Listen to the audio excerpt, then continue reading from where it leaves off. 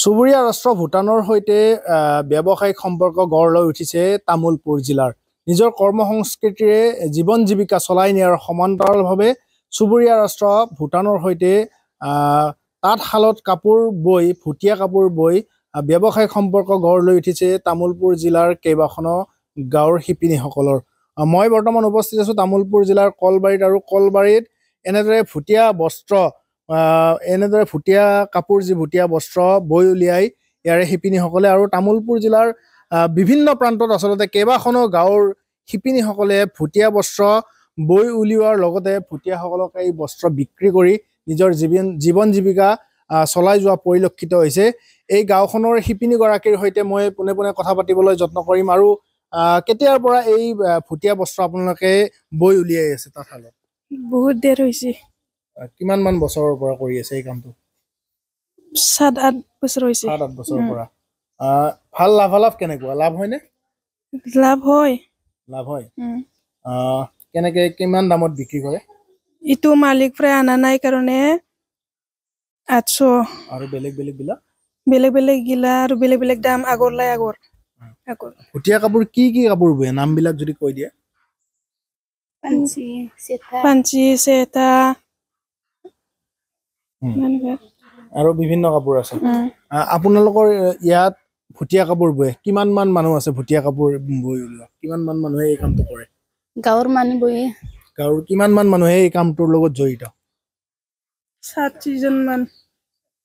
60 জন মান মানুহ। আপোনালোকে ধুনীয়াকে চলি যাব পাৰে এই কামটো কৰি?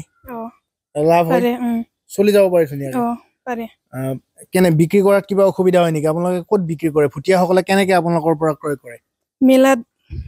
মেলাত বিক্ৰী কৰে। এইটো মানে তামুলপুৰ জিলাৰ আমাৰ যি সীমান্ত আছে দৰঙা মেলা, মানে ভূটান গেটৰ ওচৰত, সেই তাৰ বেপাৰীয়ে লৈ যায় আপোনালোকৰ পৰা?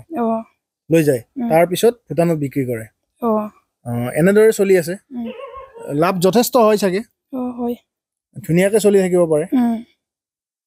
এই যে 3খন শাল আমি দেখিছো, 3খন শাল মোৰ কেমেৰা সহযোগে এই শাল 3খন দেখুৱাব। এই 3খন শালত 3 গৰাকী শিপিনীয়ে অহৰহ ভুটীয়া কাপোৰ যি আছে ভুটীয়া বস্ত্ৰ বৈ উলিওৱাত ব্যস্ত হৈ থকা পৰিলক্ষিত হৈছে। ভুটীয়া বস্ত্ৰ বৈ উলিওৱাত ব্যস্ত হৈ থাকে, আৰু তেওঁলোকে দিনে নিশাই কামবিলাক এনেদৰে ভুটীয়া বস্ত্ৰৰ কামবিলাক কৰি থাকে। আৰু এনেদৰে আচলতে ব্যৱসায়িক সম্পৰ্ক সুসম্পৰ্ক গঢ় লৈ উঠিছে চুবুৰীয়া ৰাষ্ট্ৰ ভূটানৰ সৈতে। আৰু এই শিপিনীসকলে আচলতে তামুলপুৰ জিলাৰ বিভিন্ন প্ৰান্তৰ বহু কেইগৰাকী শিপিনীয়ে আজি কেইবা বছৰৰ পৰা ভুটীয়া কাপোৰ বৈ উলিওৱাত ব্যস্ত হৈ থকা দেখিবলৈ পোৱা গৈছে। আৰু এনেদৰে আচলতে ভুটীয়াসকলৰ লগত বা ভূটানৰ লগত আমাৰ এটা সুসম্পৰ্ক আছে। ইয়াৰ সমান্তৰালভাৱে ব্যৱসায়িক সম্পৰ্ক গঢ় লৈ উঠিছে। স্থানীয় লোক এগৰাকী আছে। দাদা, এই কামটো কেতিয়াৰ পৰা কৰি আছে? আপুনি যিহেতুকে স্থানীয় বাসিন্দা, নিশ্চয় আপুনি দেখিছে। হয়, তেখেতসকলে বহুত বছৰ হ'ল, মোটামুটি 15-16 বছৰ মান তাৰে ওপৰ হ'ব পাৰে।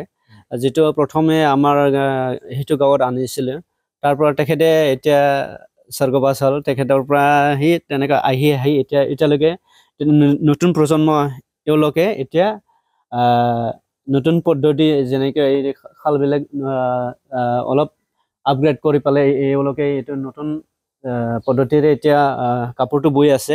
আগতে বৈছিলে তেখেতসকলে নিজৰ শালত, এতিয়া বৈ তেখেতসকলে হেৰিত ব্যৱসায় কৰি আছে।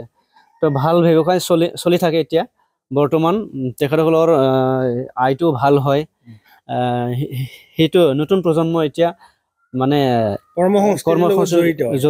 জড়িত হৈ পালে তেখেতসকলে নিজৰ সংস্থাপনৰ ভালকে গঢ়ি তুলিছে। আৰু হয়, নিশ্চয়কৈ কৰ্মসংস্কৃতিৰ এক উৎকৃষ্ট নিদৰ্শন দাঙি ধৰিবলৈ সক্ষম হৈছে তামোলপুৰৰ এইসকল শিপিনী। আৰু এনেদৰে আচলতে চুবুৰীয়া ৰাষ্ট্ৰ ভূটানৰ লগত বন্ধুত্বপূৰ্ণ সম্পৰ্ক থকাৰ সমান্তৰালভাৱে ব্যৱসায়িক সুসম্পৰ্ক গঢ়ি তোলাৰ লগতে নিজৰ জীৱন জীৱিকা নিজৰ পৰিয়ালটো পোহপাল দিবলৈ সক্ষম হৈছে। তামোলপুৰৰ পৰা মই Nayanjyoti Das, news 18 Assam north east. আপুনি বিচৰা বাতৰি পাব কেৱল নিউজ 18 এপত। নিউজ 18 এপ ডাউনলোড কৰিবলৈ স্কেন কৰক এই QR কোড। গুগল প্লে ষ্টৰতো পাব এই নিউজ 18 এপ।